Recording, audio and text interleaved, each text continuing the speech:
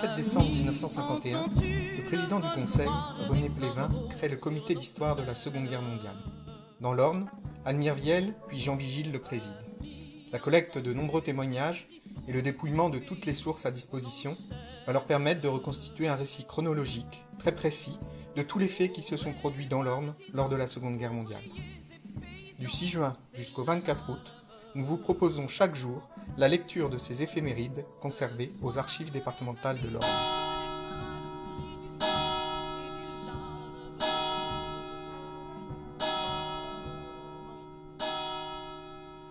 « 1944, 6 août. Le SAP, sabotage routier. Minage des routes du secteur par le groupe FTP venu de Lisieux, Calvados. Courtomère, effectif du groupe. Le groupe des forces françaises de l'intérieur de Courtomère compte 21 hommes. Le Teil-sur-Huine, sabotage de câbles téléphoniques. Sabotage du câble Paris-Le Mans par le groupe du mouvement Libération du Nord de Vouillé. La Chapelle d'Andenne, sabotage SNCF. Les FFI du secteur de Domfront sabotent au plastique la ligne Domfront-Alençon pour immobiliser une pièce d'artillerie lourde sur rail. Condé-sur-Sarthe, état-major von Kluge. Le Feldmarschall von Kluge apprend à son PC provisoire de Verveine la nouvelle de l'envoi de 80 chars et de toutes les unités de la 11e Panzer-Division venant de l'est de Paris pour participer à l'offensive prévue, dite Plan Alençon. Samar-des-Graines, arrivée des premiers blindés américains. À 6 h du matin, à quelques kilomètres, crépitent les armes automatiques. Les blindés américains venant du TL se rejoignent à la Luardière. 2 chars allemands qui stationnent à la Chiffretière surgissent et après quelques coups de feu s'éloignent. La population se prépare à fêter les Alliés, mais des chars de la Wehrmacht tirent sur la Belchèvrerie. Les chars alliés ripostent. Une dizaine de véhicules appartenant au 10e régiment de cavalerie de reconnaissance tiennent le carrefour. Vers 10 h, les Alliés attaquent en direction de la Ringetière. Samar-des-Graines, contact entre les forces françaises de l'intérieur et l'armée américaine.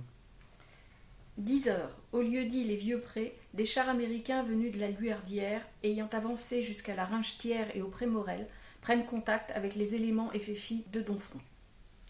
Le Pin-la-Garenne, chute d'un avion allemand. Un avion de chasse allemand s'écrase au lieu-dit La Garenne. Le pilote est blessé, l'appareil est détruit. Samar-des-Graines, premiers éléments américains au bourg.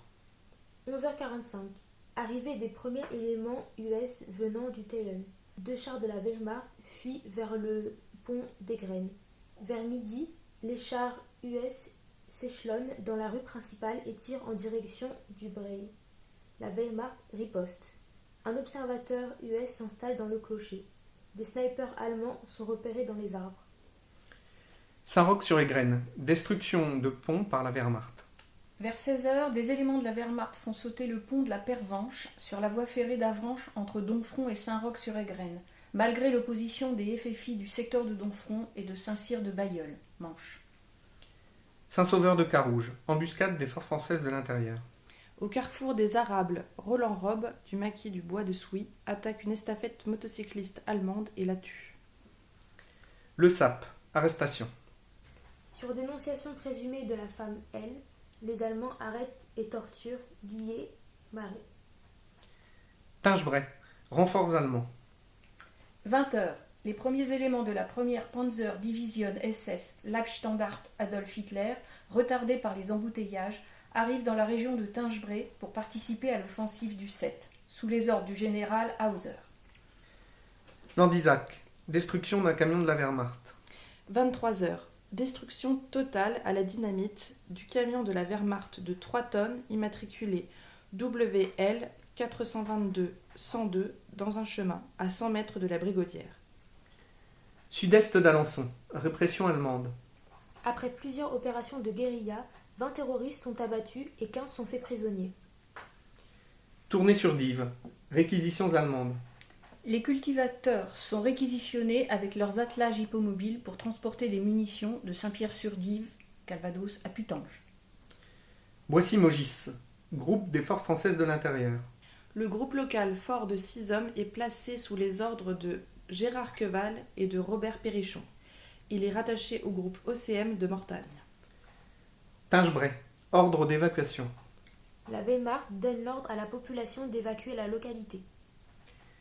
Saint-Marc-des-Graines, Torchon, Barenton et Saint-Cyr-du-Bailleul dans la Manche. Patrouille des forces françaises de l'intérieur. Les FFI de Barenton et de Saint-Cyr-du-Bailleul, dépendant du groupe de Domfront, se mettent au service des troupes américaines. Armés et vêtus d'une tenue américaine, ils opèrent dans le secteur.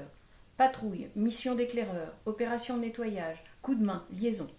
Ils font plusieurs prisonniers allemands au cours de ces opérations. Des éléments de plus en plus nombreux les rejoignent et participent aux opérations militaires.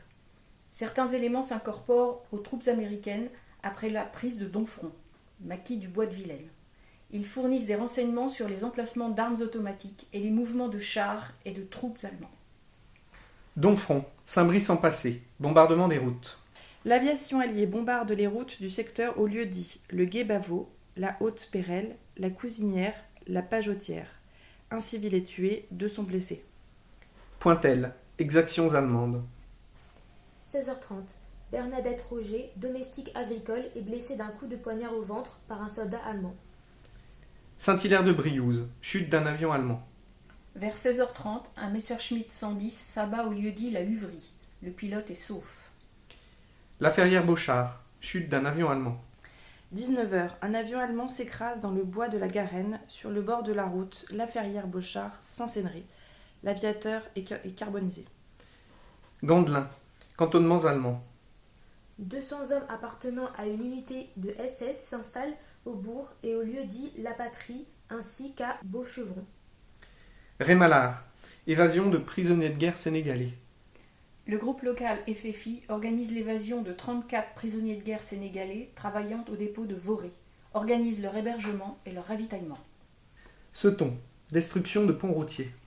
23h15, au lieu-dit Mauroise, sur la RN23, le pont routier du Gibet sur la rivière la Sétonaise est détruit par une violente explosion, laissant un entonnoir de 13 mètres de diamètre et de 10 mètres de profondeur. Les gendarmes concluent un bombardement, vu la coïncidence d'un passage d'avion allié à cette heure. Les Allemands semblent admettre la version. Pont déjà détruit le 21 juillet et reconstruit provisoirement. Le sabotage est l'œuvre du groupe MLN de Vouillé de la Ferté-Bernard et des SOE du lieutenant Brûle. Orne, Sarthe, affiche du général Hauser. Datée du 5 août, une affiche signée du général Hauser est imprimée au verso de carte d'état-major de l'Écosse, interdit, sous peine de mort, le franchissement d'une ligne Mortagne, Bellem, La Ferté-Bernard, Château-du-Loir, La Flèche, Angers. Rémalard, aide à des déserteurs polonais. 26 Polonais incorporés de force dans la Wehrmacht et stationnés au château de Voré, bataillon de travailleurs, reçoivent des vêtements civils par les soins du groupe FFI et désertent. Rémalard, cantonnements allemands. Les 2 compagnies de la Wehrmacht et le détachement SS stationné à Voré sont remplacés par des éléments ukrainiens. Condé-sur-Sarthe, mutation à la Gestapo. Le Feldwebel Reinhardt, alias Yves Dambraut, ou Monsieur Lefebvre, ou René Lebrun, est nommé chef de la Gestapo à Cherbourg. Il quitte Condé-sur-Sarthe avec Frau Müller.